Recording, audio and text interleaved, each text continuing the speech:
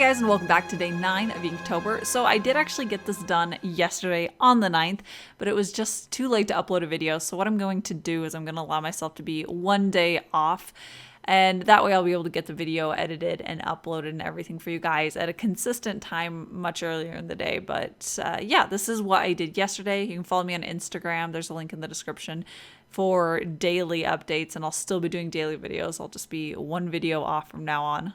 So today I wanted to focus on a piece that had an environment and a lot of little things that were happening in it, and I had so much fun with this and with working through the different little items to have in her bedroom. So this one was a lot of fun to design. I know that this will definitely be something that I'll do more of in Inktober. I'll do different environments and different indoor settings where there can be a lot of just stuff. I love thinking about ways to make them look very natural, like a natural way that someone would use the items and have something look very lived in. That kind of artwork is something that really appeals to me when I find it, when they have these really beautiful, real looking environments. And by real, I mean real as in the way that they set it up and the things that are being interacted with and how they've been interacted with. So yeah, I had a lot of fun with this one. I will definitely be doing more, and I think that there's things that I learned from this one for sure.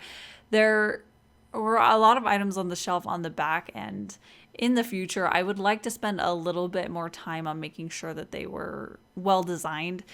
So overall I think they're fine, but I wish that I had looked up more specific items to put back there and had made them look like real things, like a clock or a metronome is what I thought about, but I never ended up putting it in there. So it ended up being a lot of bottles and items that I kind of made up off the top of my head, which is something that I would like to do more of, more real things in the future, things that look like real things, because I love the idea of being able to look at a piece and having all these little lost and found items, things that tell a story that you don't initially see until you're really looking through it. So yeah, I'll focus on giving it a little bit more attention to real things that I can actually make them look like that item.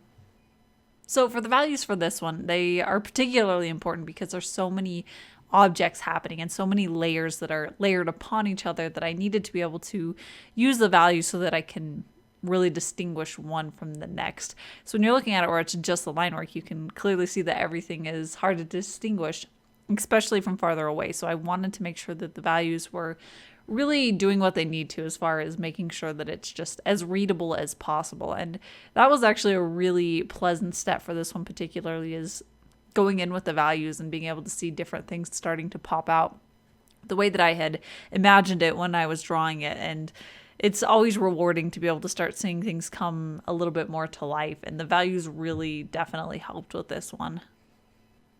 So I was careful to group values together in this piece. It's particularly important when there's a lot of different objects. I don't want each one to be really jarring or to be really attention-seeking unless there's a specific purpose for that. So since there's a lot of items that aren't important as far as the composition of the piece, I didn't want any of them to really stand out too much. So like all the objects on the bookcase in the background, those are pretty close in value. I do add details that are darker and a few little lighter highlights, but overall they are very cohesive as far as the value, and that helps them sink back into the background and group together like I mentioned. So when you look at it closer, you can see the details, but when you're looking at the whole image and the values overall, you'll be able to focus on the focal point of the piece itself. And that's really important to be able to think through how are you going to balance the eye and make sure that they're looking at what you want them to look at first, and then look at the rest of the stuff and discover the things along the way rather than being distracted by other things that are not the most important part of the piece for you. So I can talk a little bit about what jump-started this piece for me. So this one is definitely inspired by that scene in Howl's Moving Castle where they show his bedroom and it's just super ornate and there's all these intricate tiny details in the background. That is one of my all-time favorite movie moments ever. It's just so gorgeous, and it's one of my favorite movies too.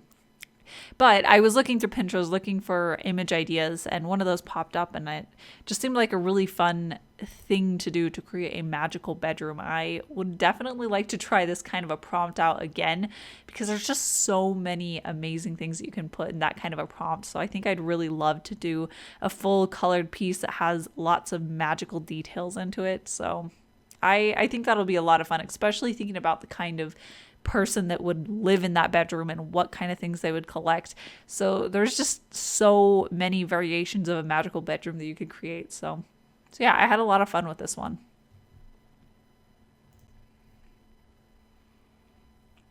And my absolute favorite part about this piece is drawing that little stuffed animal snake. I had so much fun drawing him and making this really cute little eye. I would love to do more cute stuff like that, or things that are a little bit more stylized, I guess. It was just really fun to put him in there.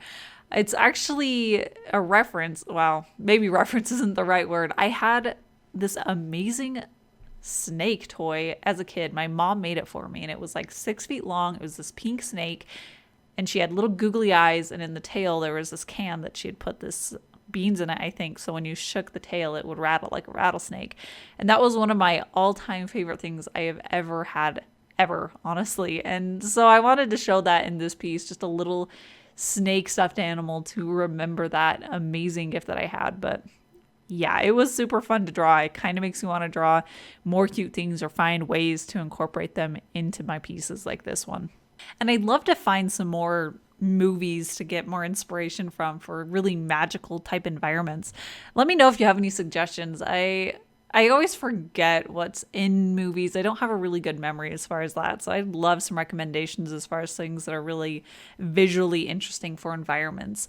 I think that that's one big area that I don't really delve into a lot with my normal pieces, and I don't know why, because I find them really fascinating to work on. Well, I think I do know why, and the reason mainly is that I need to get the perspective absolutely correct. I want it to be 100% precise, and a lot of times I just don't have as much time to set up a good grid and get everything finalized and figured out.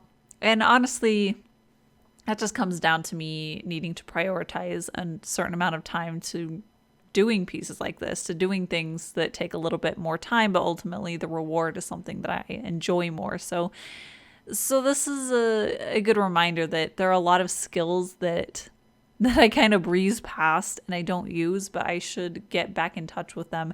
I did take a creative perspective class and it was incredibly helpful, but I think I completely forgot most of the rules. So I need to go dig around and see if I can find my notes from that class and my assignments as well. But I think that's something that I'd like to really dive into again, as far as looking up classes about it and different information for getting good perspective correctly.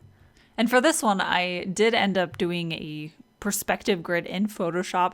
That's where I've been sketching all of my Inktober's, so you don't actually see that part of it usually, but let me know if you'd like to see more of my sketching process in these. I can definitely add them if you guys are interested in that, but for this one, there is a great way that I can use to create these perspective lines, and that is what I did for this one, where it was nice and simple to be able to just go in and draw things along the line work. That way I can get everything accurate and precise, and it's nice when it's in Photoshop because I can really completely manipulate where those vanishing points are. Wow, I really need a refresher on this. Those vanishing points are, so I can just make sure that everything is absolutely correct, which is a lot harder. It's definitely possible, but it's a lot more time consuming when I'm doing it traditionally.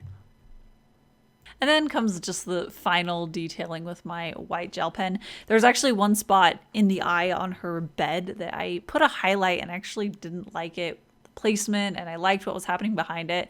And I was luckily able to get to it before it dried out, because I took a little wet paper towel, and I was very lucky because I didn't know if it would work, but it actually wiped up completely and it just sopped it up. So that is something that I should pay attention to in the future. If there's a mark that I do with this pen that I want to just be able to quickly erase, if I can react quick enough, then it actually seems to at least be able to lift up pretty easily. And that is it for today's Inktober. So I do actually have the original of this available at my art shop, including all of my other Inktobers. I got a little behind posting them, but they are officially up on my shop, so there will be a link in the description as well as in the end card. And there are lots of other prints and goodies and ways that you can support me over on my art shop. But yeah, I will be posting daily Inktober videos, so stay tuned for tomorrow for another Inktober video. And thank you guys so much for watching. I'll see you tomorrow.